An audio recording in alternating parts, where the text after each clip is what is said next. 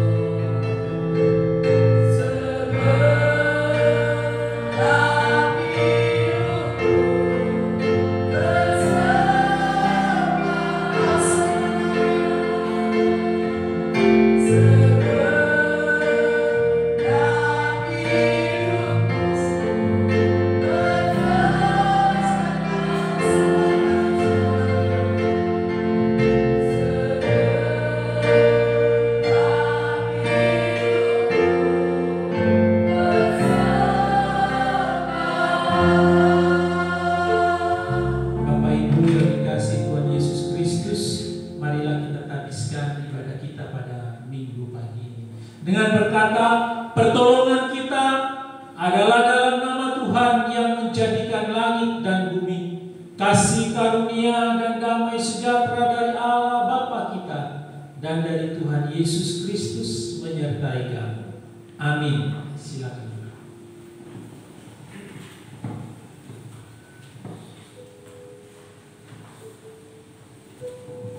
Nas pembimbing pada pagi hari ini terdapat di dalam Kisah Para Rasul 4 ayat yang ke-11.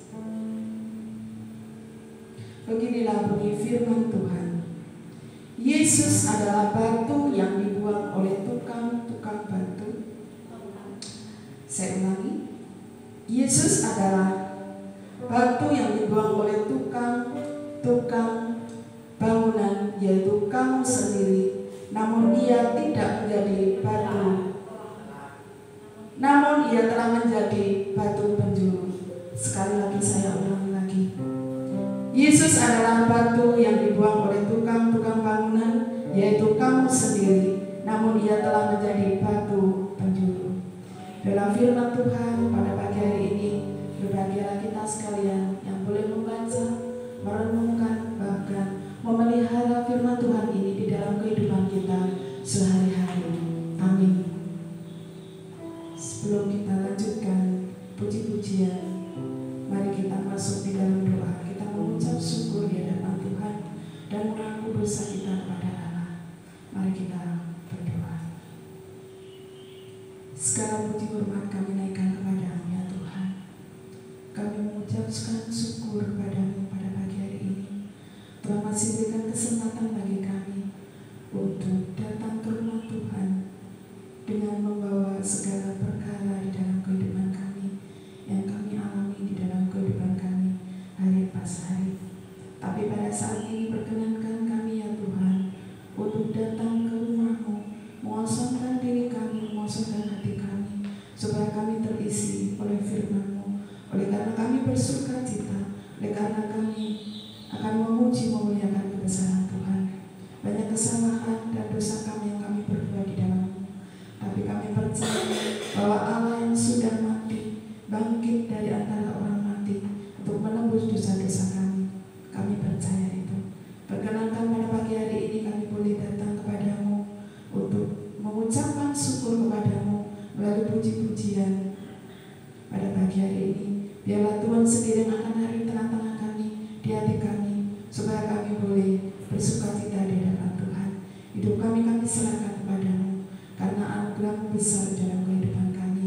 Tuhan sudah memberikan kekuatan di dalam kehidupan kami. Terima kasih Tuhan. Ibadah dari awal, pertengahan hingga akhirnya nanti hanya kami serahkan di tangan kuasa dari Allah Bapa. Inilah doa dan seru kami ya Tuhan. Hanya di dalam nama Tuhan kami Yesus Kristus kami sudah berdoa dan ucapkan syukur. Amin. Kepada setiap orang yang telah mengaku dosa dan bertobat disampaikan berita anugerah pengampunan seperti yang tertulis di dalam kitab Efesus 4 ayat yang ke-32.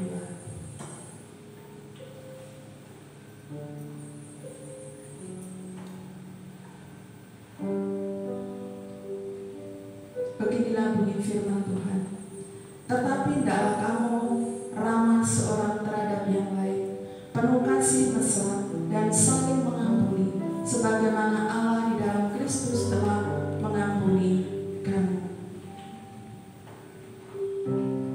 Berdasarkan firman itu, sebagai pelayan Yesus Kristus, kami memberitahukan bahwa pengampunan dosa telah berlaku dalam nama Bapa dan Anak dan Roh Kudus. Amin. Untuk merespon firman Tuhan yang terdapat di dalam Efesus ini, kita akan memuji nama Tuhan, kita mengampuni. Mengampuni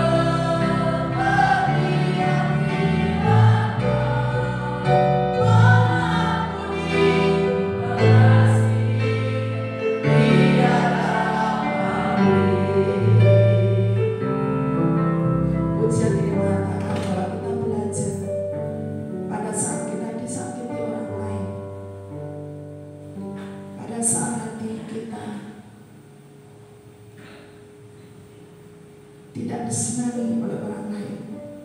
Tapi Tuhan mengajarkan kepada kami bahwa Allah bisa mengampuni segala sesuatu yang ada di dalam kehidupan kita. Kita boleh mengampuni orang lain. Amin. Kita akan membaca bacaan pertanggapan pada pagi hari ini terambil di dalam Mazmur 1. Jemaat sekalian, kami undang untuk bangkit berdiri.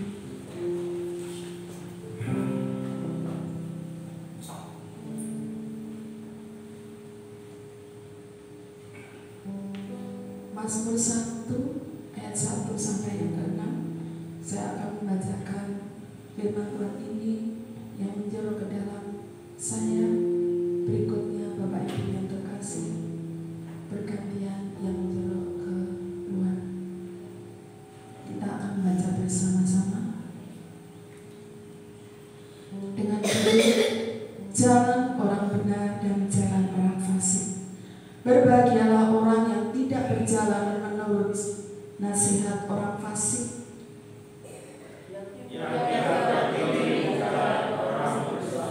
dan yang tidak duduk dalam kumpulan pencemooh,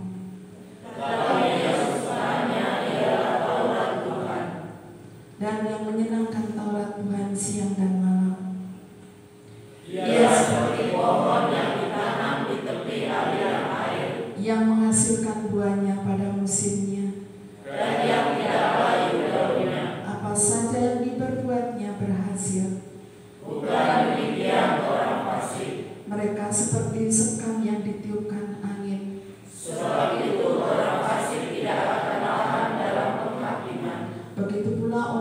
besar dalam perkumpulan orang benar. Sebab Tuhan mengenal jalan orang benar, Tetapi jalan orang fasik menuju kebinasaan. Amin. Dipersilakan duduk. Untuk merespon firman Tuhan, pembacaan pada pagi hari ini kita boleh memuji nama Tuhan dalam Mazmur 1 ini adalah berbahagia. Sambil bertepuk tangan ya.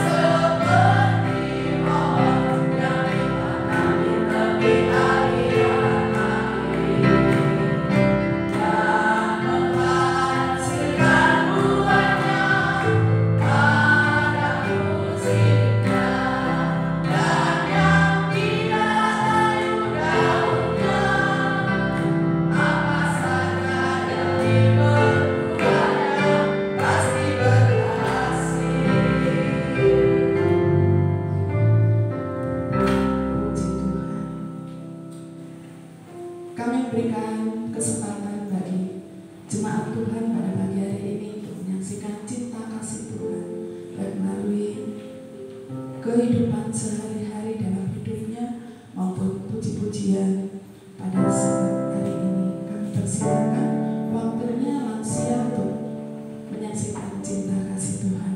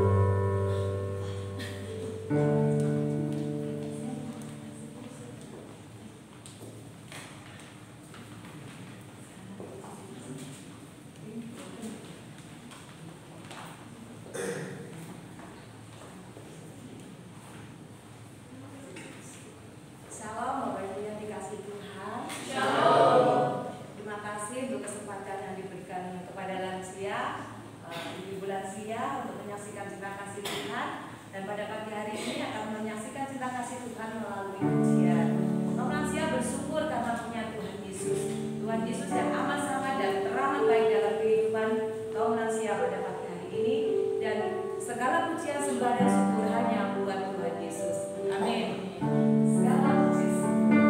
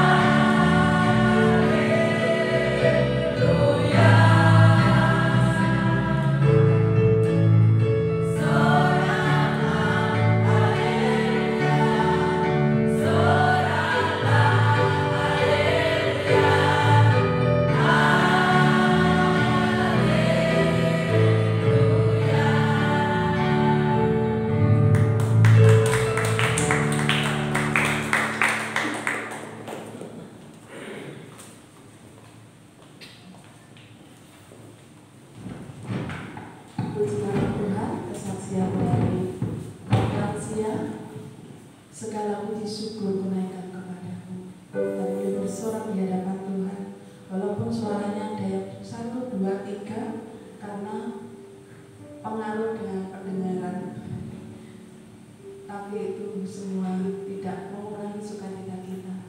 Tuhan melihat apa yang kita persembahkan pada pagi hari ini. Amin. Kalau jemaat Tuhan masih ada yang ingin menyaksikan cinta kasih Tuhan, kami persilakan.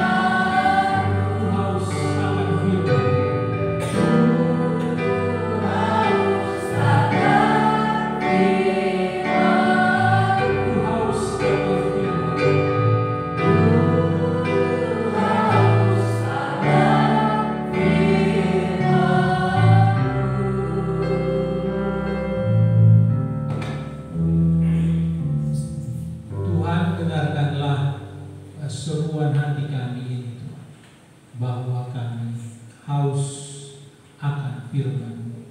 Kami haus akan kebenaran-Mu ya Tuhan. Oleh karena itu puaskanlah kami dengan kebenaran firman Tuhan. Mari Bapa, berbicaralah kepada kami pribadi lepas pribadi. Biarkanlah firman tidak berlalu begitu saja dari pendengaran, dari hati, bahkan dari kehidupan kami. Tetapi biarkanlah firman boleh melakukan kehendak Allah di dalam hidup kami. Dan tentunya kami juga dimampukan untuk boleh melakukan kehendak Bapa di dalam setiap kehidupan kami. Segala kuasa jahat yang ingin mengganggu, bahkan ingin merampas firman Tuhan dari kedengaran, dari hati, bahkan dari hidup kami tolak di dalam nama Tuhan Yesus Kristus. Mari lingkupilah seluruh hati kami Tuhan, lingkupilah seluruh ruangan ini ya Tuhan. Ambil alihlah jalannya pemberitaan firman Tuhan, sehingga kami semua benar-benar pulang dengan penuh sukacita oleh karena diberkati oleh firman-Mu. Berfirmanlah kami siap mendengarkannya. Demi Yesus Kristus firman yang hidup kami berdoa. Amin.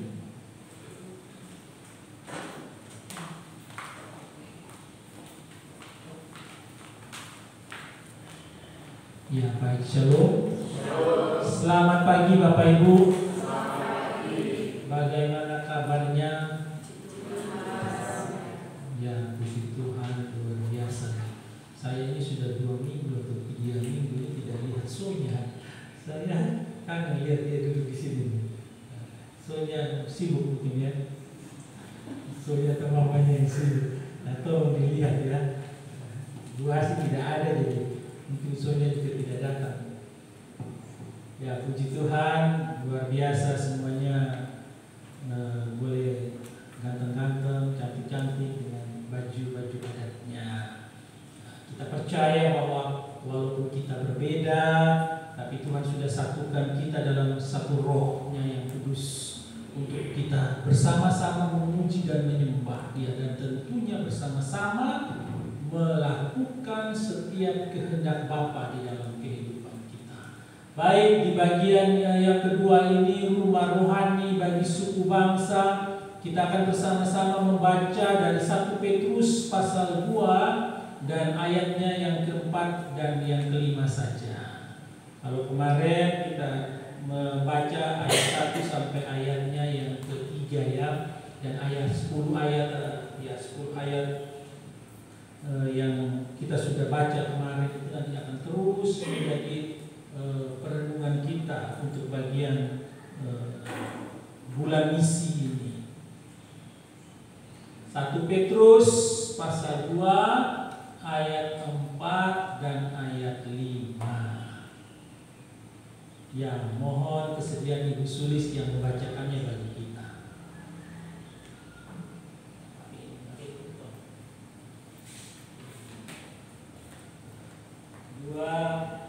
1 Petrus 2 ayat 4 dan ayat 5. 2 ayat saja. 1 Petrus 2 ayat 4 sampai yang kelima, begini bunyi firman Tuhan. Dan datanglah kepadanya batu yang hidup itu, yang memang dibuang oleh manusia, tetapi yang dipilih dan dihormat dan di hadirat Allah. Dan biarlah kamu juga digunakan sebagai batu hidup untuk pembangunan suatu rumah rohani, bagi suatu imamat kudus, untuk mempersembahkan persembahan rohani yang karena Yesus Kristus berkenan kepada Allah. Amin. Amin. Terima kasih Bu. Demikian jauh pembacaan firman Tuhan kita pada pagi ini. Kita yang berbahagia adalah kita yang membaca, merenungkan, serta melakukannya di dalam hidup kita hari lepas hari. Rumah rohani bagi suku bangsa. Di dalam Kisah 4 ayat 11 yang tadi menjadi nats pembimbing kita dikatakan Yesus adalah batu yang dibuang oleh tukang-tukang bangunan, yaitu kamu sendiri. Namun ia telah menjadi batu penjuru. Jadi di bagian ini kita melihat bahwa Yesus Kristus adalah batu penjuru bagi setiap bangunan rumah rohani yang dibangun Kristus. Tapi kita tahu bahwa kalau dia bicara tentang tukang-tukang ya, itu adalah batu yang memang sudah dibuang, itu diabaikan, tidak dipercaya, tidak disegani. Yang terutama sih tidak dipercaya karena dia bilang dia Mesias, orang tidak percaya bahwa dia adalah Mesias. Dan di dalam kisah 4 dikatakan yang buang itu kamu sendiri. Yang dari kesaksian Alkitab ketika menyampaikan itu kepada ahli-ahli Taurat, orang-orang Farisi Yahudi yang memang menyalibkan Kristus. Kalau pada bagian yang pertama kita tahu bahwa mau menjadi rumah rohani bagi suku bangsa atau bangsa lain, mau jadi rumah rohani bagi orang lain, maka kita harus membuang dosa. Ayat 1 sampai ayat 4 itu, ayat 3 itu kita membuang dosa. Kalau kita tidak membuang dosa, kita akan kehilangan kerinduan kita untuk membaca dan merenungkan firman. Tadi aja pujian berbahagialah orang yang kesukaannya itu Taurat Tuhan. Pujian dan juga Mazmur nomor 1 yang merenungkannya siang dan malam. Jadi orang yang tidak membuang dosa, dia pasti tidak memiliki kerinduan untuk membaca firman Tuhan. Kalaupun ada itu terpaksa, pasti terpaksa. Nanti nggak lama sudah Islam betul Pak Marcel sampaikan firman. Tapi kalau aku haus akan firman, maka inilah yang kita nantikan. Untuk apa? Dipuaskan oleh firman Tuhan. Nah kemudian selanjutnya yang minggu lalu kita katakan bahwa orang yang tidak cari Tuhan, tidak cari firman Tuhan, tidak mencari firman Tuhan, dia tidak akan bisa membuang setiap perbuatan dosa itu.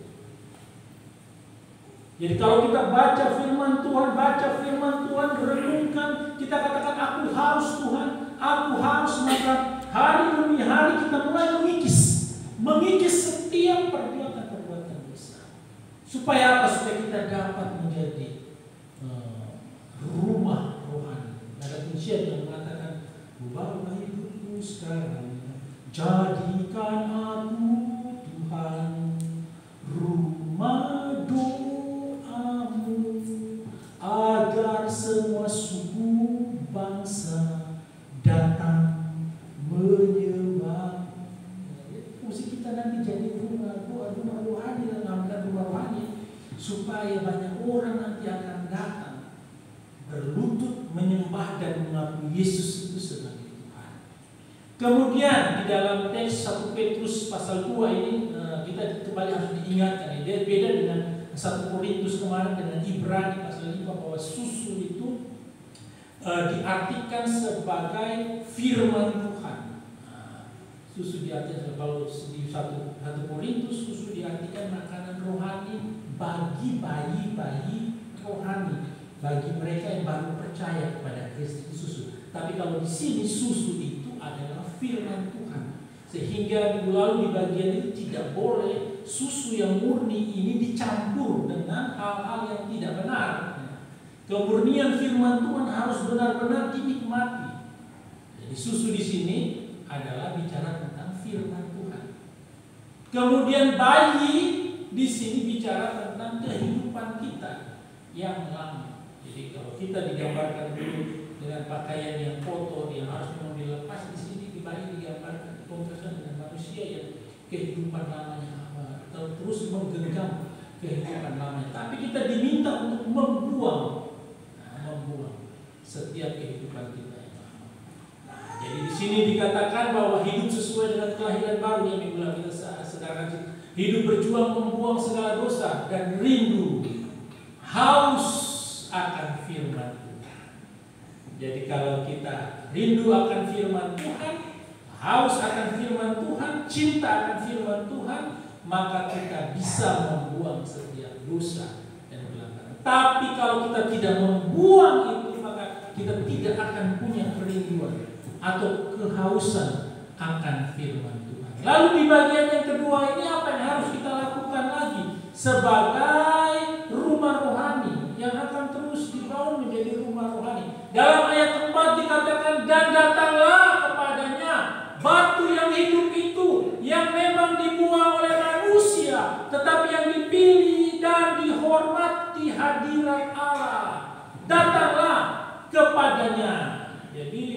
Tuhan dikatakan di sini bukan perintah ya. Bukan perintah. Kalau perintah ibu bapak punya keharusan. Datanglah kepadanya. Datanglah beribadah. Karena bukan ke kalimat perintah. Memang saya katakan waktu kita di berakar itu kan Tuhan memberikan kita kebebasan memilih. Tidak pernah dia paksa kita. Kalau kita datang ini karena kita rindu dengan Allah, rindu berjumpa dengan Allah, bukan karena diperintahkan. Walaupun ada dikatakan hormatilah, ingat dan kuduskanlah hari Sabat. Nah, ada hari-hari di mana kita harus beribadah kepada Tuhan. Nah, itu dikatakan bukan kalimat, bukan merupakan kalimat perintah yang datangnya dan datang kepadanya seperti kepada suatu batu yang hidup. Kemudian sama juga dikatakan kata datang ini merupakan present participle, participle bentuk present. Pulpit bilang ini menunjukkan bahwa orang Kristen datang kepada Kristus bukan sekali untuk selama-lamanya, tapi terus-menerus. Terus-menerus. Waktu demi waktu. Jadi bukan sudah sekali terus tidak lagi, tidak. Tapi datang dalam kerinduan yang terus-menerus kepada Tuhan. Sama dengan itu Alexander Nisbet katakan kata coming to Christ yang biasa berarti percaya kepada Kristus di sini ditekankan untuk orang-orang yang sudah percaya dan karena itu berarti bahwa orang Kristen harus terus-menerus datang kepada Kristus untuk memperbaharui atau memperkuat iman mereka. Jadi ada rekomitmen atau memperbaharui setiap waktu demi waktu. Makanya kita ini sudah percaya kepada Kristus, sudah terima Dia sebagai Tuhan dan Juru Selamat. Mengapa kita masih terus melakukan perbuatan dosa? Nah, kita memang manusia berdosa dan oleh karena itu kita diminta terus memperbaharui setiap komitmen kita, mengingat kembali sehingga setiap perbuatan dosa itu terus lama-kelamaan menjadi sebuah kejijikan bagi kita. Kita tidak akan lagi mau melakukan perbuatan dosa tersebut.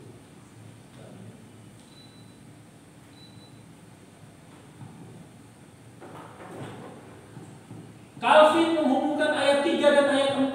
Yaitu ayat 3 berbicara tentang kebaikan Allah, ayat 4 berbicara tentang datang kepada Yesus. Jadi Petrus menghubungkan jalan masuk kepada Allah dengan mengecap kebaikan Tuhan. Jadi bicara tadi di ayat 3 katakan tentang kebaikan Allah, di ayat 4 dia bicara tentang datanglah kepada Allah. Datanglah kepada Allah terus-menerus. Tidak sekali saja, tapi terus-menerus. Memang hanya orang-orang yang sudah datang kepada Allah melalui Kristuslah yang benar-benar atau betul-betul bisa merasakan bahwa Allah itu baik. Kalau kita tidak kenal Allah, kita tidak datang kepada Allah, kita nggak bisa cerita bahwa Dia itu baik. Kalau kita tidak merasakan pertolongan Dia, kita tidak akan pernah bisa cerita bahwa Dia baik. Karena Dia tolong kita, karena Dia memampukan kita, karena Dia menyembuhkan kita, karena Dia menguatkan kita, karena Dia meneguhkan kita, maka kita dapat bersaksi menceritakan bahwa Dia itu baik. Karena kita sudah mengecap kebaikannya. Kemudian batu yang hidup, di sini dijelaskan bahwa ini menunjukkan pada Kristus sebagai batu yang hidup. Karena itu Petrus ingin Kristus menjadi fondasi yang sangat kuat bagi kehidupan orang percaya. Jadi batu yang hidup itu Kristus. Jadikanlah Dia menjadi fondasi iman Kristen kita. Walaupun tadi dikatakan sudah dibuang, tidak dihargai, tidak dipercayai pada zaman Yesus. Tapi sekarang kita harus tahu bahwa Dia batu penjuru itu, Dialah batu yang hidup itu, dan harusnya menjadi fondasi bagi iman percaya kita. Nah, ini ada beberapa teks yang juga menyampaikan batu yang dibuang oleh tukang-tukang bangunan menjadi batu penjuru. Hal itu terjadi dari pihak Tuhan, suatu perbuatan ajaib di mata kita. Di dalam Mazmur juga nomor 118, batu yang dibuang oleh tukang-tukang bangunan telah menjadi batu penjuru. Kisah 4 ayat 11 tadi yang dibaca sebagai naskah juga demikian. Bahkan ditekankan, dibuang oleh tukang-tukang bangunan itu, lalu dikatakan kamu sendiri itu yang sudah buang dia, kamu sendiri itu yang sudah tidak percaya dia. Ditekankan dalam Kisah 4 ayat 11. Yesaya 28 ayat 16 juga sudah menyinggung, sesungguhnya aku meletakkan sebagai dasar di Sion sebuah batu yang terpuji, sebuah batu penjuru yang mahal, suatu dasar yang teguh. Siapa yang percaya tidak akan gelisah. Sudah dibuatkan beratus-ratus tahun oleh Nabi Yesaya. Mazmur juga sudah menyinggung itu dan kemudian diikuti. Yang memang dibuang oleh manusia, tetapi yang dipilih dan dihormat di hadiratnya Allah. Ya, dihormat, ya, seharusnya kata itu berharga. Yang dipilih dan berharga di hadiratnya Allah. Jadi dia dibuang, tapi sebenarnya dia itu yang dipilih, dia itu yang berharga, tapi justru dia dibuang. Coba kita dalam hati kita bertanya, seberapa banyak dari kita yang kemudian tidak percaya dan meragukan Tuhan, bahkan membuang dia, dalam tanda kutip membuang dia, tidak mau lagi memakai dia, tidak mau lagi percaya kepada dia. Oh, terlalu banyak orang-orang yang sudah tidak lagi percaya kepada Allah dalam diri Yesus Kristus. Kemudian bagian ini ditambahkan karena banyak orang yang memang menolak, merendahkan Kristus. Dan ini tidak boleh kita menirunya. Kita tidak boleh meniru apa yang sudah dilakukan oleh orang-orang Yahudi pada zaman itu. Karena Allah sendiri yang memilih Kristus. Bahkan dalam keyakinan dan iman percaya kita, Allah itu Kristus juga. Kristus itu Allah sendiri. Dia adalah Allah. Dalam ketritunggalan, dia Allah Anak yang kita percayai. Jadi jangan pernah kita menganggap rendah Kristus, menyepelekan atau bahkan tidak menjaga kekudusan, tidak menghormati. Kalau hari Rabu kita bicara tentang tidak menjaga kekudusan juga ya, juga bicara tentang firman yang hidup. Nah, hari Minggu kita bicara tentang firman juga ya, tentang firman tadi saya singgung di awal. Hari Rabu kita juga bicara tentang bukan perkataan yang hampa, firman itu perkataan yang hidup. Jadi apa yang keluar dari mulut Allah itu pasti terlaksana di dalam setiap kehidupan kita. Bagian ini juga menunjukkan bahwa penilaian manusia dan penilaian Allah bukan hanya sering berbeda, tetapi bahkan sering bertentangan. Nah, jadi manusia bisa bilang nih, pada waktu itu, pada zaman itu Yesus bukan Mesias, tapi sebenarnya dia adalah Mesias. Jadi karena penilaian kita berbeda dengan penilaian Allah. Dalam segala hal apapun itu, kita bisa salah menilai. Allah tidak salah menilai.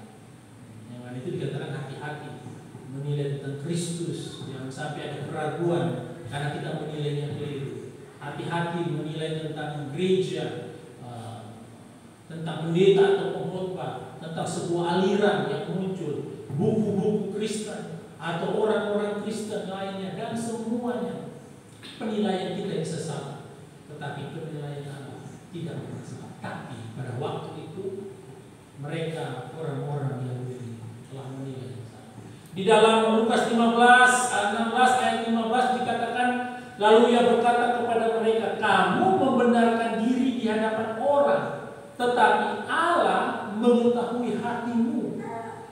Sebab apa yang dikagumi manusia itu dibenci Allah. Apa yang kita kagumi itu dibenci oleh Allah. Memang bertolak belakang. Setiap kita mau melakukan segala sesuatu, makanya selalu kita diajak untuk mencari kehendak Tuhan. Ini benar-benar seturut dengan jalan Tuhan atau kehendak Tuhan. Karena bisa keliru dan bisa salah. Kalau kita keliru dan kita salah, maka kita akan diluruskan, kemudian kita harus kembali. Tapi terkadang banyak yang tidak mau kembali karena berpikir, oh ini sudah benar. Tapi banyak hal yang sebenarnya tidak sama dengan penilaiannya. Salah satu contohnya seperti yang dikatakan dalam Lukas 16 ayat 15. Apapun apa yang dikagumi manusia dibenci oleh Allah. Oleh karena itu, makin kita belajar dan mengerti tentang firman Allah, makin kita belajar dan mengerti tentang firman, makin kita punya kerinduan terhadap firman Tuhan, belajar firman, selain kita dapat sifat dan karakter Allah yang kudus itu, kita juga makin mirip, atau dalam sudut pandang hari demi hari kita akan sama dengan apa yang Allah nilai. Jadi kalau apa yang berharga bagi Allah, itu harus berharga bagi kita. Apa yang dibenci Allah, itu harus kita benci.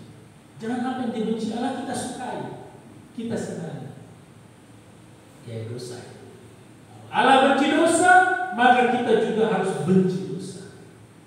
Jadi kita harus cinta firman. Kemarin kan sempat disinggung sifat dan karakter Allah di dalam buku kami berakar ya. Sifat dan karakter Allah itu ada pada diri kita manusia. Allah memberikan itu supaya kita mencerminkan sifat dan karakter. Bagaimana mencerminkan itu? Ya cinta firman, baca firman, punya kehausan. Seperti ketika kita ini haus minum air, segera mau mencari air minum, dan ketika kerongkongan kita basah oleh air, aduh puji Tuhan, lega, dahaga. Demikian juga kita punya kerinduan baca firman, dengar firman. Kalau tidak bisa, contohnya tidak dulu susah Pak, baca firman baru 5 menit itu ngantuk. Baru 5 menit Pak, ngantuk baca firman. Baru dengar di YouTube itu Pak, 10 menit terus tertidur. YouTube-nya nyala sampai selesai Pak. Baru dengar lagu firman Tuhan, ada lagu-lagu rohani Pak. Wis nggak ada sejam Pak, sejam terlalu lama Pak. 10 menit sudah ketiduran, lagu yang nyanyi dewi. Ya. Nah kalau susah begitu coba bandingkan, kan? Bandingkan dengan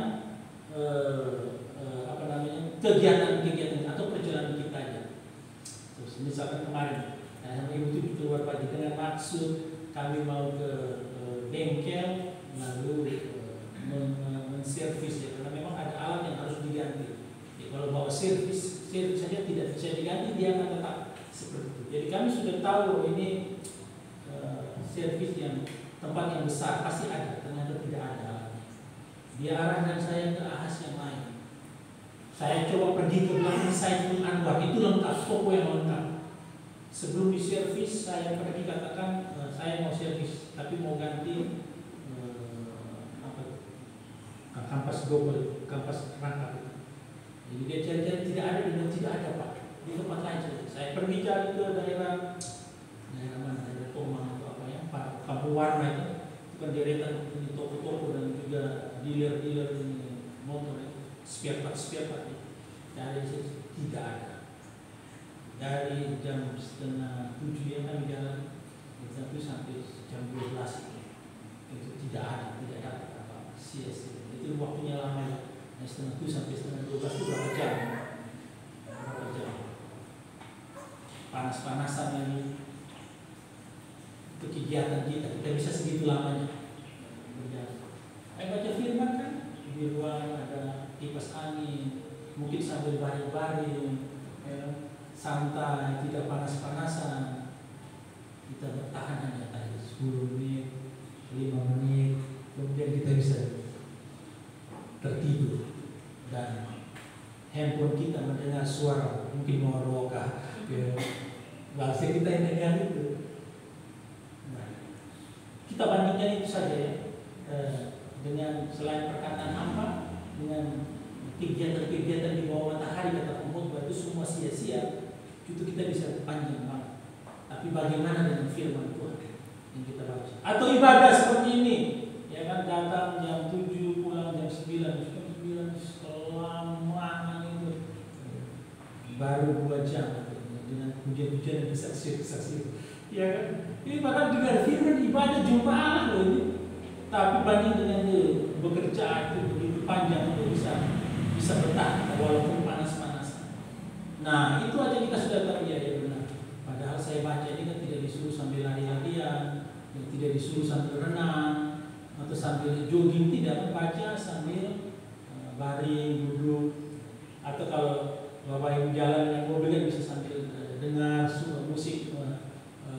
pujian-pujian rohani dengan jadinya indah, sejuk.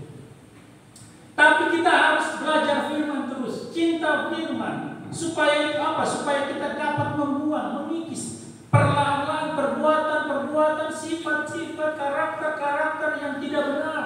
Sehingga biarkanlah karakter dan sifat Allah yang dari semula sudah diberikan kepada kita, itulah yang menguasai kita. Yang menguasai kita. Dan kita dapat menjadi berkat.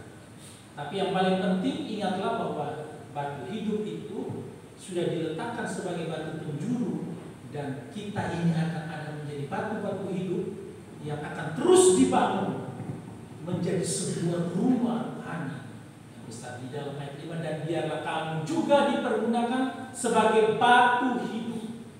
Kan Bapak, Ibu, dan saya dipergunakan sebagai batu hidup untuk pembangunan suatu rumah rohani, suatu imamat kudus untuk mempersembahkan persembahan rohani yang karena Yesus Kristus berkenan kepada Allah. Jadi garis bawahi, yang karena Yesus Kristus kita boleh berkenan menjadi batu hidup, dibangun menjadi rumah rohani, rumah doa bagi segala bangsa, sehingga semua orang bisa datang dan menikmati Allah, mengecap kebaikan Allah. Bukan hanya kita saja yang mengecap, tapi semua orang akan mengecap kebaikan Allah. Dan biarlah kamu dipergunakan jadi batu hidup Kristus. Sekarang orang Kristen disebut batu hidup karena persekutuan kita dengan Kristus.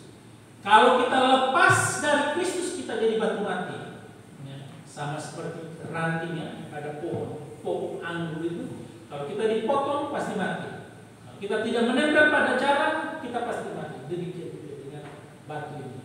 Kristus batu hidup, kita sekarang batu hidup, dan kita ada dalam persatuan dengan Kristus. Supaya kita terus dibangun. Satu, maka saya kemarin katakan ada yang di tengah, ada yang di bawah, ada yang di tengah, ada yang di atas. Yang di bawah nggak bisa mengeluh, aku keberatan, wabot kamu yang di atas, tidak bisa gitu. Karena ini masing-masing sudah dipasang seturut dengan fungsinya. Nanti ada di sini. Jadi terjemahan ini juga apakah kalimat perintah atau kalimat positif dalam kitab Indonesia ini berbentuk sebagai sebuah perintah. Jadi berbentuk sebagai sebuah perintah. Jadi dan biarlah kamu juga dipergunakan sebagai batu hidup untuk pembangunan tubuh Kristus. Jadi kamu juga sebagai batu-batu yang hidup dibangun menjadi suatu rumah rohani. Calvin bilang dalam ayat 4 diterjemahkan dalam bentuk kalimat positif, bukan kalimat negatif perintah, tapi juga dia lanjutkan bisa menjadi sebuah kalimat perintah, kalimat positif, tapi juga bisa menjadi kalimat perintah, juga kalimat perintah, supaya kita mau menjadi batu. Pulpit bilang lebih memilih untuk menerjemahkan sebagai perintah. Jadi tidak ada istilahnya tidak ada kita mau menolak, karena diperintahkan pergi ke sana, lakukan ini. Tolong ambilkan air, kita harus mengambilkan air, dan lain sebagainya. Namanya kalimat perintah itu harus dilaksanakan. Kalau tidak dilaksanakan, ya ada hukuman jika itu terjadi di dalam kehidupan kita. Jadi di dalam firman Tuhan juga kita dimintai, diperintahkan sebagai batu-batu. Dikatakan dalam pendapatnya Calvin, sebagaimana memang benar bahwa setiap orang adalah baik di mana Allah tinggal oleh rohnya, demikian juga semua harus mencocokkan diri bersama-sama sehingga mereka membentuk satu baik yang bersifat universal yang terjadi pada setiap orang. Puas dengan takarannya, menjaga dirinya sendiri dalam batasan kewajibannya sendiri, tetapi semua mempunyai sesuatu yang dilakukan berkenan dengan orang-orang lain. Jadi setiap orang Kristen harus melakukan tugasnya ya, masing-masing.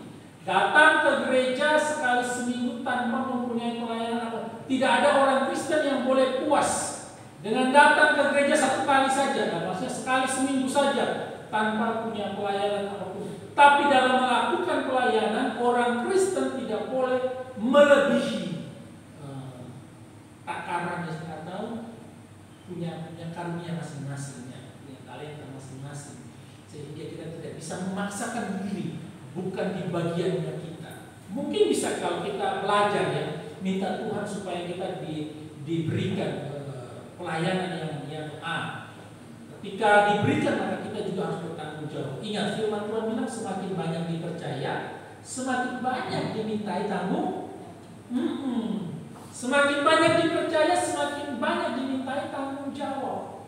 Jadi kalau kita cuma diberikan 1, 2, 5 masing-masing, lakukan seturut dengan takarannya. Jangan iri dengan kemampuan orang lain, tapi kita harus melihat kita juga diberikan kemampuan untuk melayani Tuhan. Roma 12 ayat 3, jangan kamu memikirkan hal-hal yang lebih tinggi dari yang patut kamu pikirkan, tetapi hendaklah kamu berpikir sebegitu rupa sehingga kamu menguasai diri menurut ukuran iman yang dikaruniakan Allah kepada kamu masing-masing. Jadi ada ukurannya ya, takarannya masing-masing. Jadi arti yang manapun yang diambil ini tetap merupakan suatu dorongan kepada kita untuk menyerahkan diri kita untuk pembangunan rumah rohani bagi Allah. Makanya jadi perintah, jadi dorong. Tidak ada yang tidak boleh menjadi batu yang hidup supaya dipakai dan dibangun. Bayangkan aja kalau 2 atau 1 saja tidak ada, rumah itu akan kelihatan bagus apa tidak? Tidak kan bolong-bolong kan? Seperti orang yang giginya ompong, kelihatan bolong rumahnya karena ada batu 1 atau 2 yang tidak diletakkan pada tempatnya. Pasti tidak baik. Bapak, Ibu dan saya ini saling diletakkan satu dengan yang lain supaya kita terus dibangun menjadi batu-batu yang hidup menjadi rumah rohani bagi bangunan. Hubungan manusia dengan bangunan, apa hubungan manusia dengan bangunan? Analogi dalam Adam katakan apa analogi apa yang diantara batu-batu dari suatu bangunan dan sekelompok orang banyak. Hal ini mendapat penjelasan penuh jika kita membahas dalam bahasa Ibrani saya itu ya.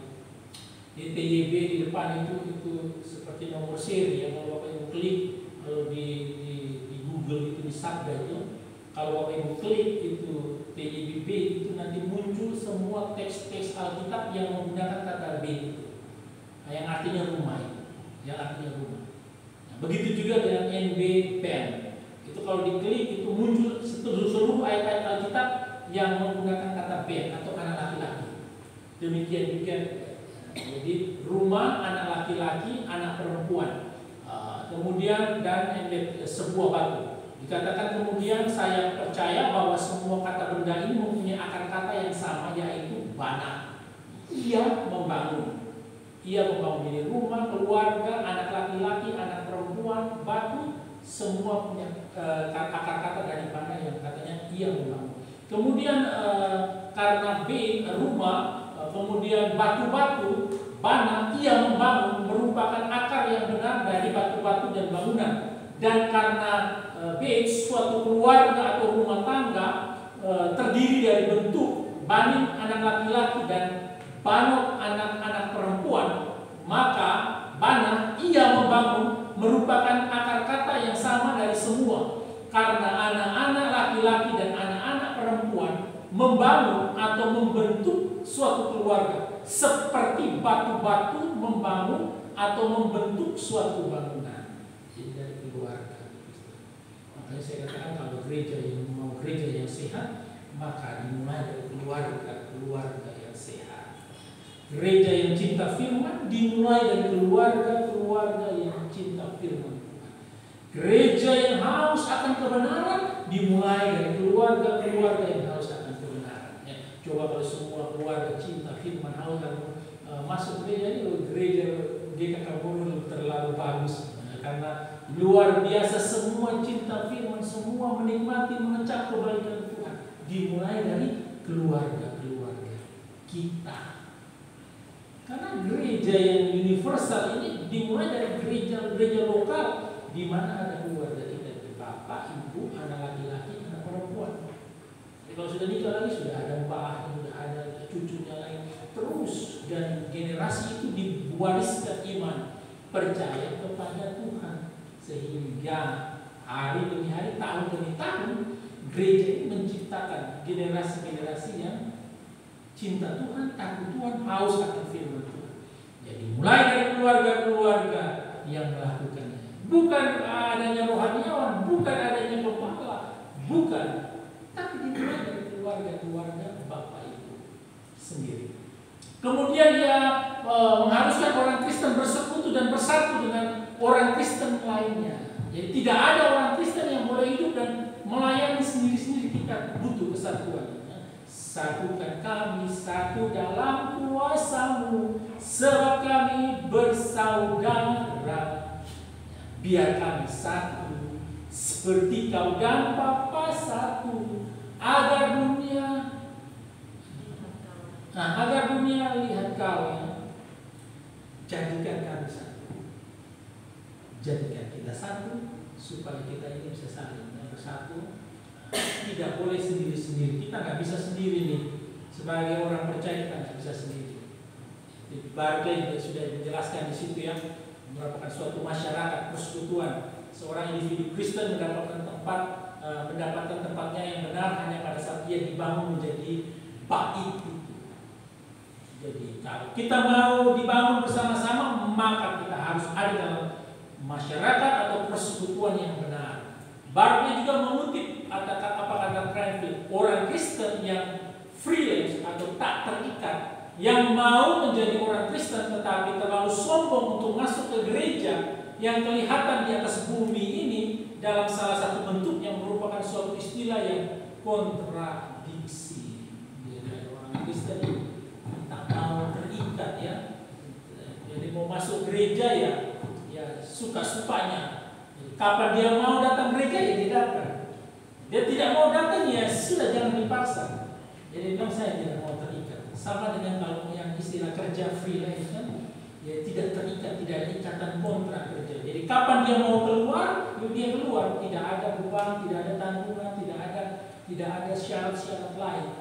Nah, kalau kita ada orang Kristen yang seperti ini, bisa dibayangkan, ya. Contohnya kalau Pak Kris mau ibadah itu ya ibadah. Kalau saya mau tidur ya saya tidur. Kalau saya mau pelayanan ya saya pelayanan. Kalau saya nggak mau ya saya nggak mau saya.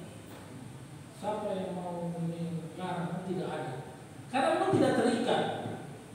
Nah kalau kita punya pemahaman seperti itu maka bisa hancur gereja. Apalagi kita bawa nama Kristen, ya. Ini Kristen. Tapi orang Kristen yang diperintahkan harus benar-benar mencintai dan percaya kepada Kristus sebagai Tuhan dan Juru Selamat. Bentuknya itu adalah beribadah.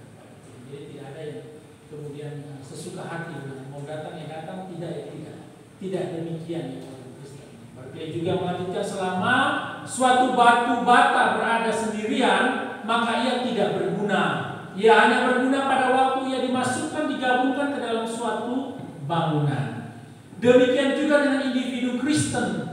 Untuk mewujudkan tujuannya, ia tidak boleh tinggal sendiri, tetapi harus dibangun menjadi susunan dari gereja. Jangan sendirian, Bapak, ya.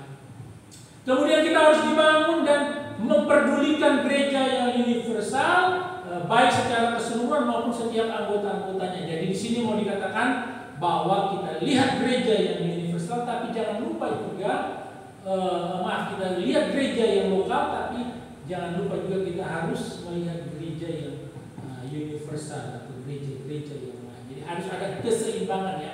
Sekalipun kita harus menekankan gereja universal, itu tidak berarti kita boleh mengabaikan gereja sendiri. Jangan sampai. Tapi banyak juga kenyataannya bahwa ada kita yang egois hanya memikirkan gereja kita sendiri, ya. Kita tidak memikirkan lagi gereja-gereja yang lain yang ada di sekitar kita dan lain sebagainya. Ya sudah, karena saya GKK Boro, ya saya di GKK Boro, saya tidak peduli yang GKJ mau buat apa, ya wes, tapi memang kita dituntut untuk peduli juga, punya beban, punya belas kasih. Nah, kalau mereka tersesat, yuk kita harus ingatkan, kan, sebagai gereja harus ingatkan, harus tegur ketika mereka salah. Bagi suatu imamat, nah di sini ayat dan juga ayat 9, ya, adalah gereja yang kolektif sebagai imamat. Dalam kitab Wahyu, orang-orang Kristen secara individu disebut sebagai imam. Jadi sebagai suatu imamat yang kudus. Dalam perjanjian lama Israel juga disebut sebagai kerajaan imam. Ya, di Keluaran 9 ayat 6, kamu akan menjadi bagiku kerajaan imam. dan bangsa yang kudus.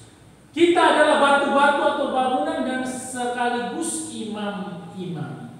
Jadi dikatakan kutip batu-batu dalam bait rohani adalah batu-batu yang hidup. Mereka juga adalah imam-imam. Kita sendiri yang Calvin menafsirkan bahwa bagian ini berarti Tuhan, bahwa Tuhan bukan hanya menjadikan kita rumah bait Allah di mana Ia tinggal dan disembah, tapi juga menjadikan kita sebagai imam. Ketika kita mimpi, ketika kita melayani, karena yang mimpi, yang melayani kan harusnya imam di dalam rumah coba. Atau contohnya umat Islam ketika mimpi kan harus imam di depan yang mimpi. Kalau kita sekarang mimpi, mau itu perempuan, laki-laki, kalau sedang mimpi, maka kita juga dijadikan imam. Alvin lalu melanjutkan, Petrus menyebut kehormatan ganda untuk menggairahkan kita dengan lebih efektif untuk melayani dan menyembah. Jadi kita bisa melayani, kita juga bersama-sama menyembah Allah. Batu-batu yang hidup dan juga imam. Alexander menekankan kata kudus dan mengatakan bahwa sekalipun kudus itu bukanlah persyaratan yang menyebabkan kita termasuk dalam gereja, tetapi kita harus berjuang untuk hidup kudus. Jadi walaupun dikatakan kudus, bukan merupakan persyaratan yang menyebabkan kita masuk atau layak dalam gereja, tapi kita harus terus berjuang menjadi kudus. Untuk mempersembahkan persembahan rohani karena Yesus Kristus berkenan kepada Allah. Untuk mempersembahkan persembahan rohani, imam ini harus membawa persembahan. Nah, persembahan apa yang dibawa? Yang pertama doa. Mazmur 141 ayat 2. Biarlah doa adalah bagimu seperti persembahan ukupan. Kalau ukupan oleh tahu asap yang naik ke atasnya, tapi bukan berarti asapnya bengkok nggak diterima. Tidak begitu ya. Hanya dicontohi bahwa persembahan doa kita itu sebagai persembahan yang berbau harum. Karena ukupan itu pasti harum. Kemudian syukur, bersyukur kepada Tuhan. Persembahkanlah syukur sebagai korban kepada Allah. Jadi doa jangan lupa, harus kita bawa sebagai bentuk persembahan kita. Syukur, rasa syukur kita kepada Tuhan. Mari kita sempat singgung rasa syukur ya. Bersyukur dalam segala sesuatu apapun yang terjadi. Kita harus dimampukan untuk bisa bersyukur kepada Tuhan. Kemudian memberi bantuan atau berbuat baik dan memberi bantuan. Ibrani 13 ayat 16, mempersembahkan itu semua untuk hormat kemuliaan Tuhan. Kemudian selanjutnya diri sendiri, mempersembahkan tubuhmu sebagai persembahan yang hidup, yang kudus dan yang berkenan kepada Allah. Hati yang patah dan remuk, Mazmur nomor 51. Jiwa yang hancur, hati yang patah dan remuk, ketika datang berdoa mengakui dosa-dosa kita datang dengan penuh kesadaran bahwa kita manusia berdosa. Hati yang remuk dengan sungguh-sungguh menyadari kebaikan terhadap orang-orang kudus, orang-orang lain, jadi suatu persembahan yang harum, suatu korban yang disukai dan yang berkenan kepada Allah. Ini ketika Paulus menyampaikan ucapan syukur kepada jemaat di Filipi yang sudah mengirimkan Epafroditus dan juga memberikan bantuan-bantuan kepada dia. Jadi kebaikan kepada orang-orang lain, kepada orang-orang kudus. Yang karena Yesus Kristus berkenan kepada Allah. Jadi ingat semua tadi yang disebut oleh dua ucapan syukur, persembahan diri yang terbaik, bahkan menolong orang lain, membantu orang lain, semua bisa diterima karena Kristus Yesus. Tidak bisa apapun yang kita lakukan itu diterima langsung jika tidak ada perantara.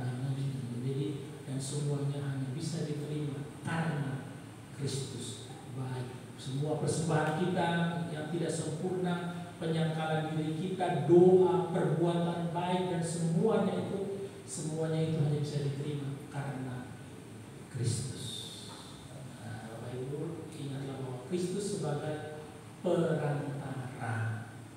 perantara bagi kita. Dan yang terakhir, bait, imam, korban atau persembahan. Ketiga hal ini merupakan unsur-unsur dari ibadah atau penyembahan seperti yang diketahui oleh dunia sebelum Kristus. Kristus adalah bait yang sejati. Kita menjadi suatu bait melalui Kristus. Jadi kalau Kristus adalah batu hidup, batu penjuru, kita menjadi batu hidup karena Kristus. Ya, dia sudah mati, dia mati, hidup untuk selamanya.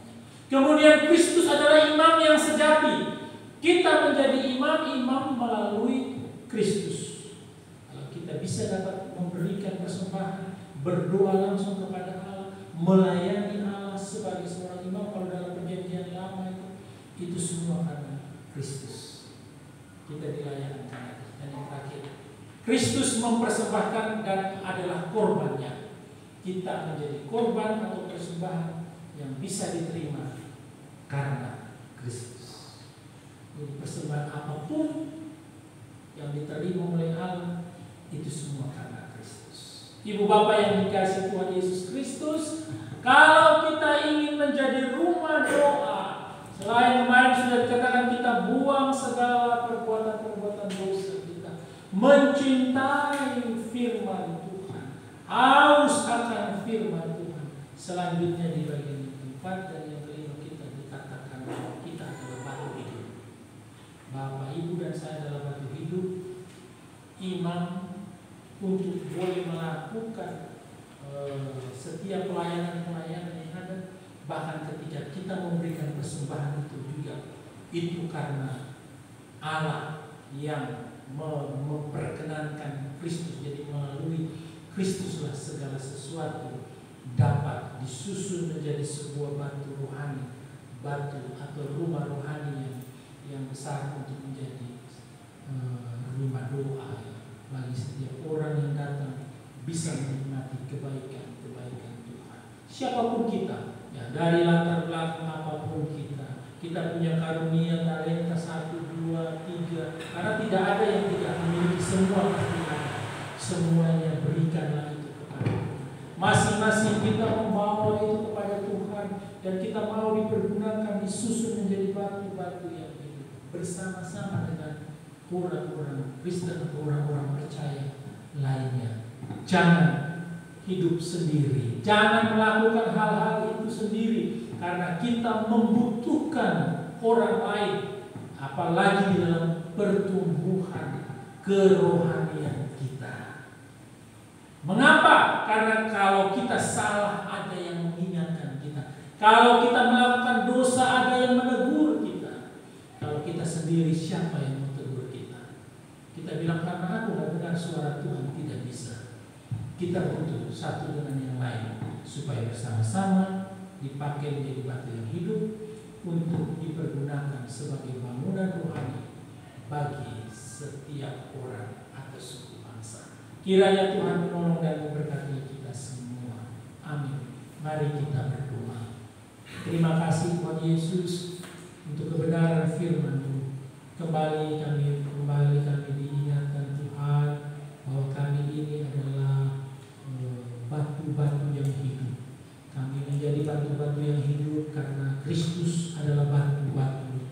Kristus adalah batu hidup itu. Kristus adalah batu penjuru itu. Sehingga ketika kami mulai disusun Tuhan, kadang seperti yang kami dengar minggu yang lalu bahwa kadang kami akan dipotong, tapi akan diperhalus, kami akan dilubangi. Ada proses yang harus kami jalankan sebagai batu yang hidup untuk pembangunan rumah rohani. Tetapi tolonglah kami agar kami tetap taat dan setia, walaupun yang kami rasakan itu sakit. Tolonglah kami Tuhan untuk kami juga hidup bersekutu bersama-sama dengan saudara-saudara seiman. Kami tidak bisa hidup sendiri ya Tuhan, karena begitu banyak hal yang kami lalui yang itu tidak berkenan di hadapan hadirat Tuhan. Siapa lagi yang akan mengingatkan kami jikalau bukan saudara-saudara seiman kami yang terus mengingatkan, yang terus mendorong, yang terus mengajak kami untuk hari demi hari dimampukan untuk hidup seturut dengan kebenaran firman Tuhan. Tuhan tolong kami juga untuk kami juga menjadi pribadi yang mencintai Tuhan dan setiap pekerjaan Tuhan yang ada. Karena kami adalah bagian-bagian yang ada di dalamnya untuk pekerjaan tubuh Kristus. Terima kasih Tuhan Yesus, berkati semua jemaat Tuhan dari anak-anak sekolah minggu sampai lanjut usia. Tuhan mendengarkan seruan mereka, kerinduan mereka, bahkan komitmen mereka untuk tetap terus menjadi orang-orang Kristen yang percaya kepada Engkau dengan sungguh-sungguh. Tuhan, berikan juga kami beban yang sama untuk mengajak saudara-saudara kami, Tuhan, untuk datang beribadah, memuji, memuliakan dan meninggikan nama-Mu yang kudus. Terpujilah nama-Mu Bapa di surga. Inilah sembahyang dan doa kami. Di dalam nama Yesus firman yang hidup itu kami berdoa. Amin.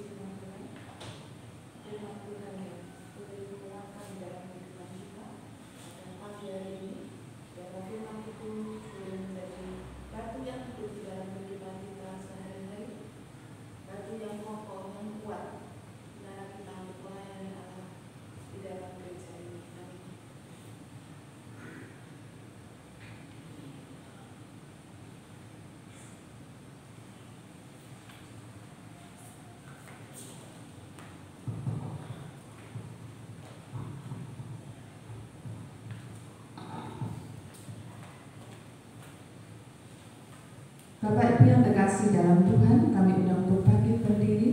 Kita akan mengucapkan pengakuan pengantar suci pada pagi hari ini dengan bahasa Indonesia. Kita bersama-sama mengaku pengakuan iman rasuli. Aku percaya pada Allah, Bapa yang Maha Kuasa, Kali langit dan bumi, dan kepada Yesus Kristus, Anaknya yang tunggal Tuhan kita, yang dikandung daripada Roh Kudus, lahir dari anak darahnya, yang menderita sengsara di bawah pemerintahan Pontius Pilatus, disalibkan, mati dan dikuburkan, turun ke dalam kerajaan maut.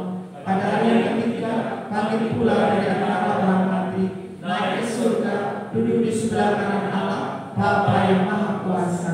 Dan dari sana Ia akan datang untuk menghakimi orang yang hidup dan yang mati. Aku percaya pada Roh Kudus, gereja yang kudus dan am, persekutuan orang kudus, pengampunan dosa, kebangkitan orang mati, dan hidup yang kekal. Amin.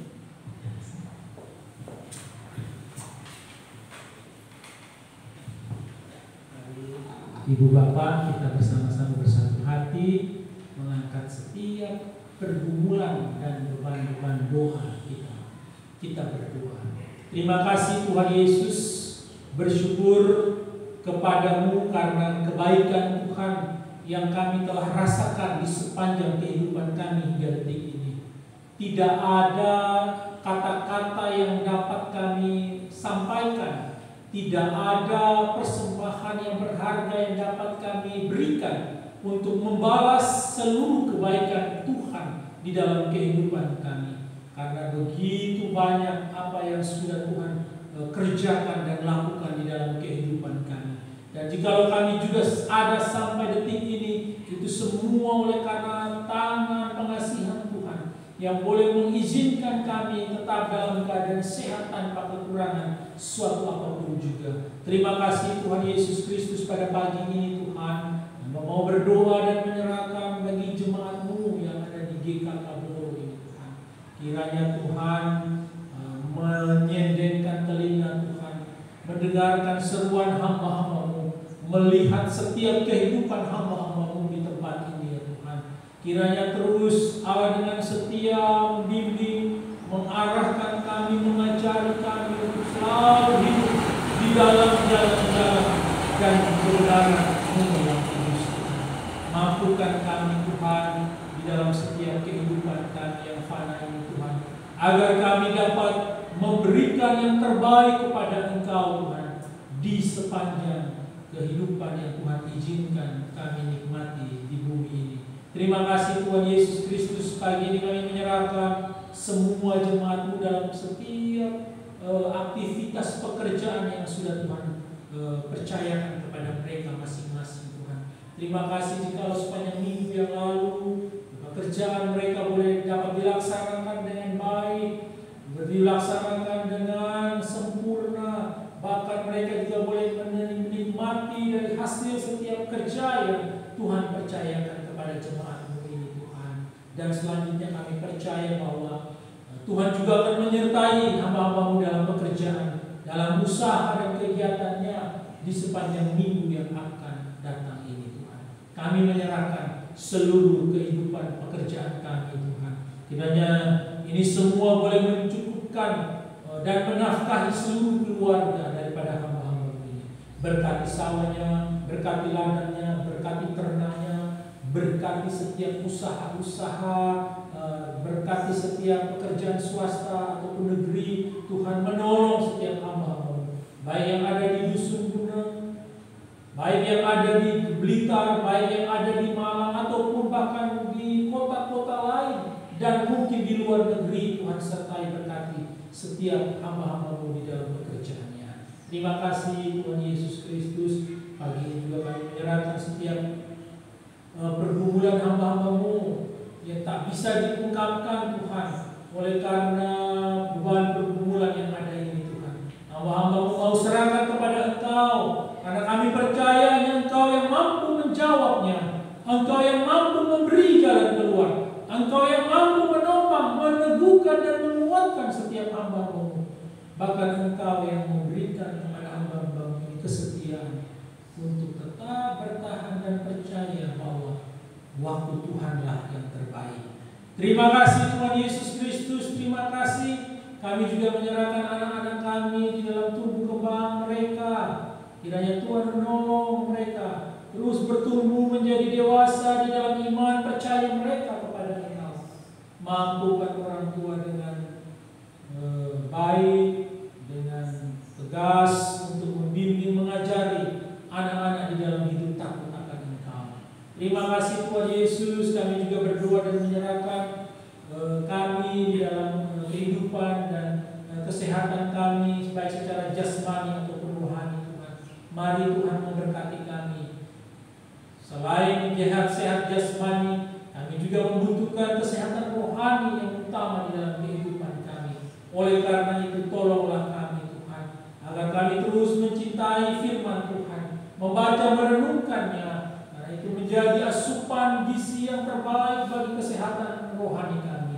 Tuhan, berikanlah kami waktu-waktu untuk kami mengambil bagian ini dengan taat dan tekun membaca dan merenungkan firman Tuhan. Kami juga berdoa dan menyerahkan wilayah Blitar Tuhan dalam setiap pelayanan yang ada. Kami menyerahkan ketua wilayah dan setiap seksi-seksi pelayanan yang ada, baik yang ada di Blitar maupun yang ada di Malang. Berkati, berikan kami semua kesatuan hati, dan kami menyerahkan setiap rencana-rencana pelayanan yang sudah direncanakan, yang akan dilaksanakan Tuhan, bahkan yang belum dilaksanakan, semuanya kami serahkan kepada Engkau ya Tuhan.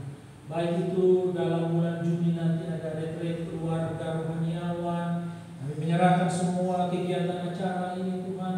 Rekan-rekan yang tidak bisa hadir dengan berbagai kesibukan mereka, kiranya Tuhan menolong sehingga mereka meluangkan waktunya untuk boleh bersama-sama diisi, diperlengkapi kembali agar dapat melayani Tuhan dengan motivasi-motivasi yang benar. Kami juga berdoa untuk proses peneguhan pengurus BPL yang baru Tuhan, bahkan proses kependetaan yang rencananya dilaksanakan di tahun ini. Tuhan menolong semua yang sudah dipilih di setiap pos-pos yang ada, yang akan mewakili setiap pos di dalam badan pengurus wilayah lengkap Blitar ini Tuhan. Kami serahkan kepada Engkau ya Tuhan. Biarlah semua berjalan seturut dengan rencana dan kehendak Tuhan. Terima kasih Tuhan. Kami juga berdoa bagi pesta rakyat yang akan dilaksanakan 2014. Sekarang sudah mulai kampanye di mana-mana. Partai-partai politik mulai memperkenalkan dirinya, calon-calonnya juga mulai diperkenalkan. Tuhan menolong, baik itu partai lama, partai yang baru pun juga Tuhan memberkati, sehingga biarlah semua boleh berjalan seturut dengan kehendak Tuhan. tolong kami agar kami juga memilih dengan hati nurani yang bersih dan luhur, sehingga kami memilih atas tuntunan Tuhan. Siapapun nanti yang menjadi pilihan dan terpilih Tuhan, kami berdoa, taruhlah roh yang takut akan Tuhan, agar memimpin dengan arif bijaksana dan adil di tengah-tengah masyarakat bangsa yang majemuk ini Tuhan. Terpujilah nama-Mu Bapa di surga. Inilah doa dan sembahyang kami. Masih begitu banyak yang ingin kami sampaikan kepada Engkau ya Tuhan, tetapi kami percaya bahwa Tuhan sudah mengetahui setiap isi hati kami masing-masing. Kiranya Tuhan berkenan menjawab seturut dengan kehendak dan waktu Tuhan. Semua doa-doa ini ya Tuhan, kami mau serahkan dan membawanya di dalam doa yang telah Tuhan Yesus ajarkan kepada kami semua. Bapa kami yang di surga, dikuduskanlah nama-Mu, datanglah kerajaan-Mu, jadilah kehendak-Mu di bumi seperti di surga. Berikanlah kami pada hari ini makanan kami yang secukupnya, dan ampunilah kami akan kesalahan kami, seperti kami juga mengampuni orang yang bersalah kepada kami. Dan janganlah membawa kami ke dalam pencobaan, tetapi lepaskanlah kami daripada yang jahat, karena Engkaulah yang punya kerajaan dan kuasa dan kemuliaan sampai selama-lamanya. Amin.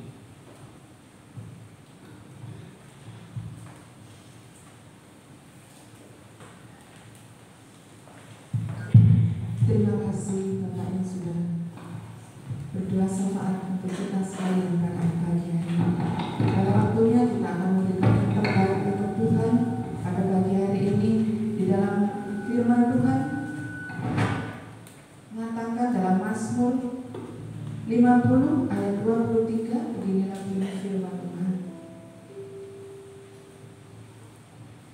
Siapa yang mempersembahkan syukur sebagai korban, ia memuliakan aku. Siapa yang jujur jalannya, keselamatan yang dari Allah akan kuperlihatkan kepadanya. Amin. Untuk pujian persembahan, kita akan memuji nama Tuhan. Ku persembahkan kepadamu. Persembahkan kepada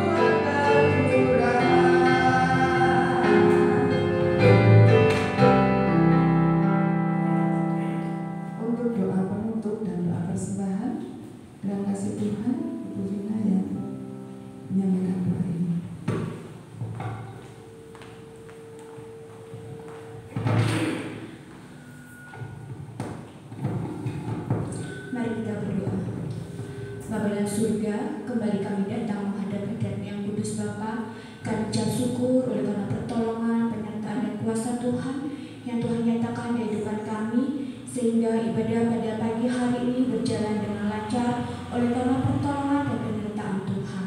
Terima kasih Bapa, terima kasih.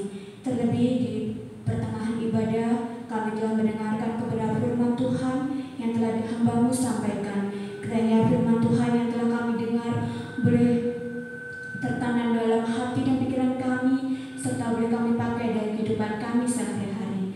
Dan juga untuk hamba-Mu yang telah memberitakan kebenaran firman Tuhan, kiranya Tuhan senantiasa menolong memberkati baik pelayanannya, kehidupannya maupun rumah tangganya. Terima kasih Bapa, terima kasih. Dan kami juga baru saja memberikan persembahan. Kiranya persembahan yang telah kami kumpulkan, Tuhan tolong, Tuhan berkati, sehingga boleh kami pakai untuk pelebaran kerajaan Tuhan di tempat ini. Dan sebentar kami juga mau pulang, kami mau berpisah satu dengan yang lain. Kiranya Tuhan senantiasa menolong menyertai perjalanan pulang kami, baik kami yang berjalan kaki maupun kami yang berkendara, sehingga kami boleh sampai di rumah kami masing-masing dengan keadaan selamat. Serta kami serahkan aktivitas kami sepanjang hari ini, bahkan untuk 1 minggu ke depan, hanya dalam pimpinan dan penyertaan Tuhan. Di dalam nama Tuhan Yesus kami telah berdoa dan ucap syukur. Amin.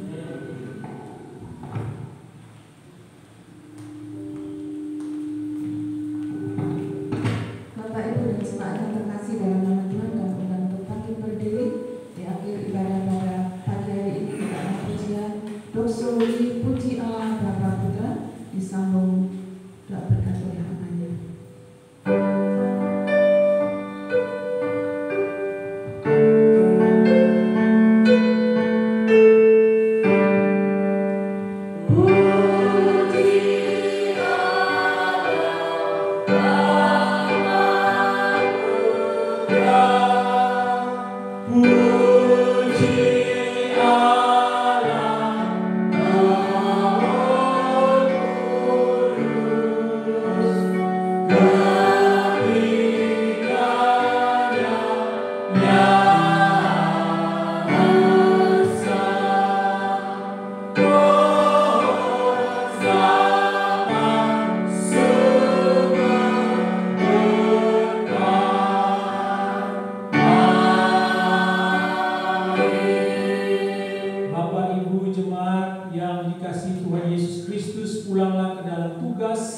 Kegiatan dan aktivitas sehari-hari serta lakukanlah firman yang sudah kita dengar.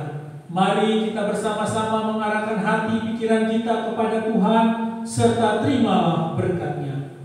Kasih dari Allah Bapa di surga, anugerah dari Tuhan kita Yesus Kristus, dan persekutuan dengan kuat kuasa Roh Kudus kiranya tinggal dan memberkati Bapak Ibu jemaat semuanya, mulai dari sekarang ini sampai selama-lamanya. Amin.